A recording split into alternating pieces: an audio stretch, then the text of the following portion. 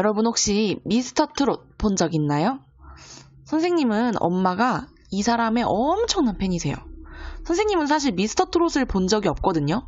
그런데 이 사람한테 투표는 했어요. 여기서 이 사람의 이름은 이명웅인가요? 아니면 임영웅인가요?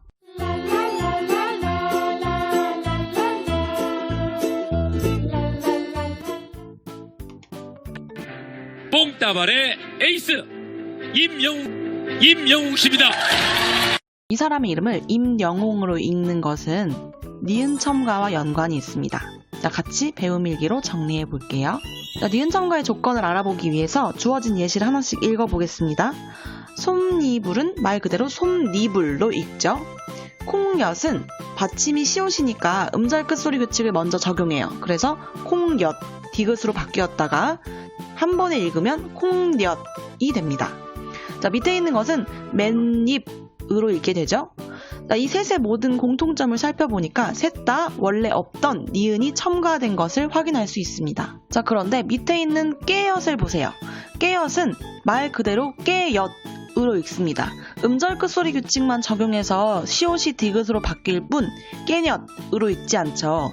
즉 콩엿과 깨엿을 비교해보면 콩엿처럼 앞말이 자음으로 끝나야지만 니은이 첨가되는 것을 확인할 수 있습니다.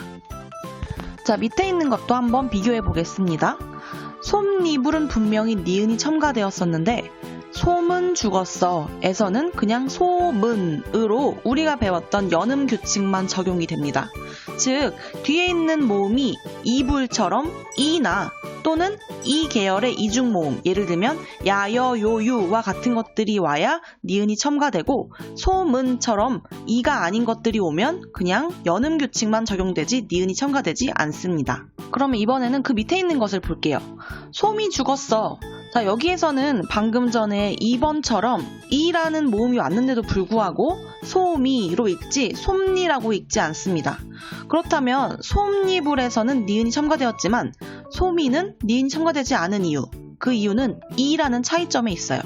이불은 구체적인 뜻이 있는 실질 형태소입니다. 실질 형태소일 때는 니불처럼 니은이 첨가되지만 솜이처럼 이가 형식 형태소일 때는 니은이 첨가되지 않습니다. 자, 그런데 625로 읽지 우리는 625로 읽지 않습니다. 앞말이 6이라는 기역, 자음으로 끝났고 뒤에가 2라는 모음이 왔고 225는 분명 뜻이 있는 실질 형태소인데도 불구하고 625처럼 항상 니은이 첨가되는 것은 아닙니다. 따라서 필수적인 현상은 아닙니다. 자, 여태까지 했던 세 조건을 정리해 볼게요. 먼저 앞말과 뒷말로 나누어 볼 거예요.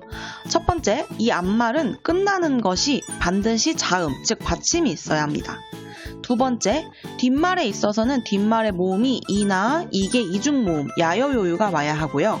그 뒷말은 뜻이 있는 실질 형태소여야 합니다. 그럴 때 니은이 첨가됩니다. 결론을 한번 정리해 볼게요.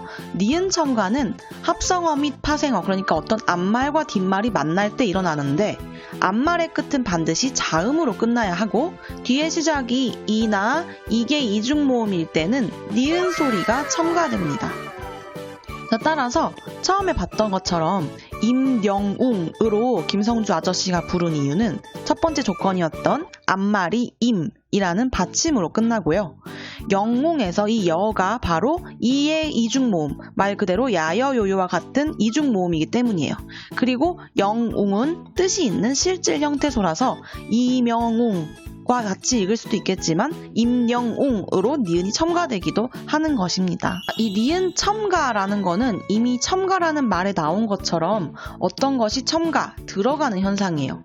그래서 두 음운이 만날 때 그 사이에 없던 음운이 더해지는 현상을 음운의 첨가라고 합니다. 없었던 음운이 새로 생겨나서 발음이 되기 때문에 영웅처럼 니은이 생겨나는 그런 현상을 음운 첨가라고 합니다. 음운 첨가는 우리가 배운 것처럼 자음, 니은이 첨가되는 것이 아주 대표적이에요. 예를 들어서 색연필로 읽는 게 아니라 색연필로 니은이 첨가되는 이런 것을 니은 첨가, 자음의 첨가라고 합니다. 우리가 함께 다루진 않았지만 모음이 첨가되기도 합니다. 예를 들면 피어로 읽어야 하는데 이것을 피여로 읽음으로써 반모음을 넣기도 하는 것을 모음 첨가 또는 반모음 첨가라고 부릅니다. 자, 여태까지 배웠던 음운 변동의 많은 개념들이 제대로 이해되었는지 선생님이 보너스 문제 하나 줄 거예요. 자, 화면에 보는 것처럼 풀립. 이 풀립을 어떻게 음운 결과를 도출할 수 있는지 하나씩 적용해 볼게요. 잠깐 영상을 멈추고 풀면 더 도움이 됩니다. 하나씩 풀어볼 거예요. 풀립. 제일 먼저 뭐부터 하라고 했었냐면 무조건 음절 끝소리 규칙부터 합니다. 풀립에서 잎의 받침 피읍은 우리가 알고 있는 음절 끝소리 규칙 7개에 해당하지 않죠. 빠르게 바꿉니다. 뭐로 바꾸면 되겠어요? 네, 비읍으로 바꿔요. 자, 그러면 풀입이 돼야 되는데 우리가 방금 배웠던 것처럼 앞말 풀에 받침이 있죠. 뒤에 이로 시작했어요. 마지막 조건 중에 잎은 실질 형태소입니다. 따라서 1, 2, 3번 조건이 모두 해당하니까 니은이 첨가돼요. 자, 그러면 풀립이 돼야 되는데 우리는 이것을 풀립으로 읽죠. 왜냐하면 앞에 있는 받침 리을이 뒤에 있는 니은을 리을, 유음으로 바꿉니다. 이것을 세 글자로 뭐라고 한다 했죠? 유음화라고 합니다. 따라서 풀립이 시험 문제에 만약 나온다면 여러분은 음절 끝소리 규칙, 니은 첨가, 유음화 이 세 가지를 모두 적용할 수 있어야 완벽하게 아는 것입니다.